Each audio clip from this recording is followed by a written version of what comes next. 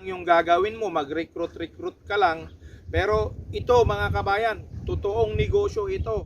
Isang mapagpalang umaga po sa ating lahat, 5 negosyo ang pag-uusapan natin, kabayan, na siguradong mapatok ngayong Pasko.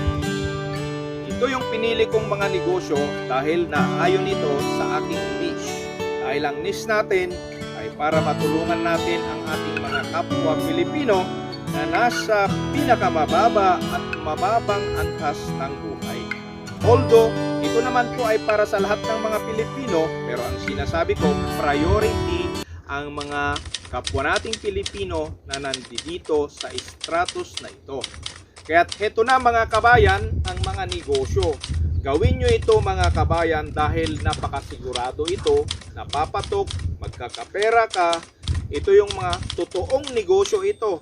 Hindi yung mga negosyo na sinasabing yayaman ka dyan at kaunti lang yung gagawin mo, mag-recruit ka lang. Pero ito mga kabayan, totoong negosyo ito.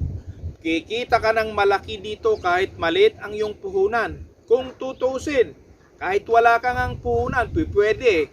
Dahil mayroon namang pre-sale at saka mayroon namang consignment. Pero hindi yon ang tututukan natin sa umagang ito. Kaya ito na, umpisahan natin. Pero bago tayo mag-umpisa mga kabayan, Proverbs 3:6, in everything you do, put God first.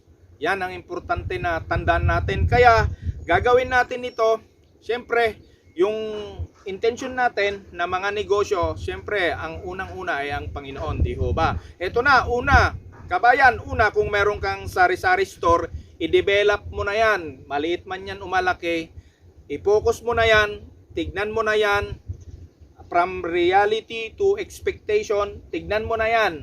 At pag-aralan mo, sari-sari store, lagyan mo na yan ng may kasaling merienda.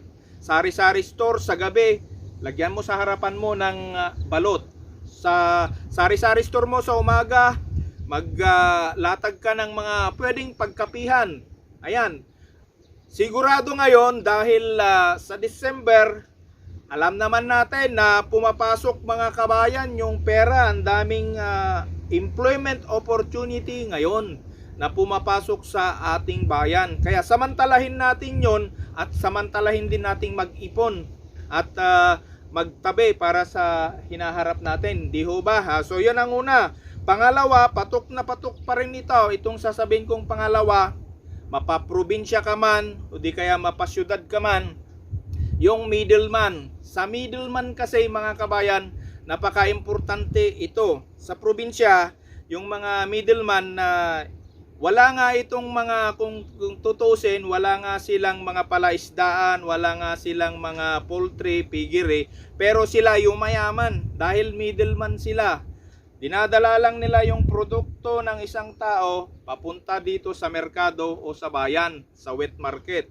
Sila yung kukunin nila kahit wala silang puhunan, kinukuha nila yan, tapos dinadala nila sa merkado, binebenta nila doon. Tulad halimbawa, bumibili sila ng per kilo sa mga isda, binibili nila ito ng 200, pinapatungan nila ito ng 40, 30 pesos kada isang kilo, dinadala doon sa merkado, sa pakyawan, bagsakan ng mga isda, gulay o ano. At dito, kumikita sila ng malaki.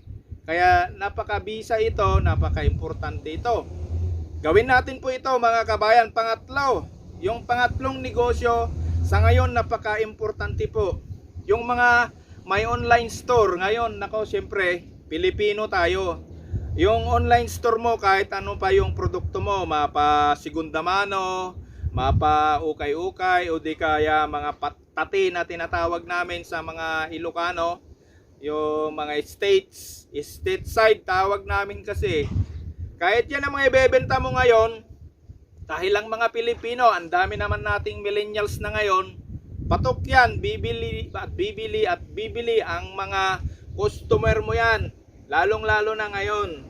Kaya titignan mo yung statistics din ng pagbenta mo ngayon. So kailangan lang matuto kang magtabi at ayusin yung i-project mo, yung income mo, i-reinvest mo balang araw. Yon, pangatlo. Pang-apat na po tayo. Ang pang-apat, isa rin itong napaka-importante. Alam naman natin, kahit saan ka mapunta sa pang-probinsya ito, pwede mong ilagay sa harapan ng iyong store. Ito yung video okay. Nako, alam naman nating i-regulate, hindi naman natin sinasabi na yung mga tao maglalasing na sila. Hindi naman ganon. Mag-i-enjoy lang sila kasi may mga pera. Likas na sa atin na masayahin tayong mga Pilipino. Kaya yan yung pang-apat, yung may video okay ka. Tapos meron ka ring mga paninda na mga pagkain. Meron kang mga dinakdakan, barbecue dyan. Gawin mo yan kabayan dahil napakapatok ito. Sure ang aking mga sinasabi. At ang panglima, siguraduhin mo lang kasi minsan hindi naman natin ini-encourage yung peer-to-peer lending. Pero sa ngayon, ini-encourage ko dahil alam naman natin yung sitwasyon. Maraming mag-occasion, maraming nagmamahal na Pilipino sa kanilang mahal sa buhay at may mga trabaho naman sila, may mga income sila. Tutukan mo lang at i-focus mo, tignan mo lang, ipaalala sa mga humihiram ng pera na ibalik yung ganito, ipaliwanag mo sa kanila at yung sa heart to heart talk ninyo, itong peer-to-peer ito na lending ng pera, tiyak ito kabayan, papatok, lalong-lalo na ngayon sa sitwasyon natin ngayon sa darating na December. Kaya yan po mga kabayan, sana mga kabayan ang vlog kong ito nakatulong po sa atin. Alam naman po natin ang ating niche na lagi kong sinasabi na ang niche natin ay paunlarin ang ating kapwa, tulungan ang ating kapwa upang umangat ang kanilang buhay mga kabayan. Pero bago ako mag-end up kabayan, huwag mo sanang kakalimutan kabayan na i-likes ang vlog na ito, i-share mo ito at mag-subscribe ka kabayan at huwag po tayong mag-skip ng ads dahil dito lamang po tayo kumikita. Kaya ako po muli si Mr. Bernard Tubera Gabaon ang nagsasabi sa inyong go negosyo, practical tips ang kailangan mo upang ikaw ay umasenso. Ako po si Mr. Bernard Tubera Gabaon ang nagsasabi sa inyong God bless you po.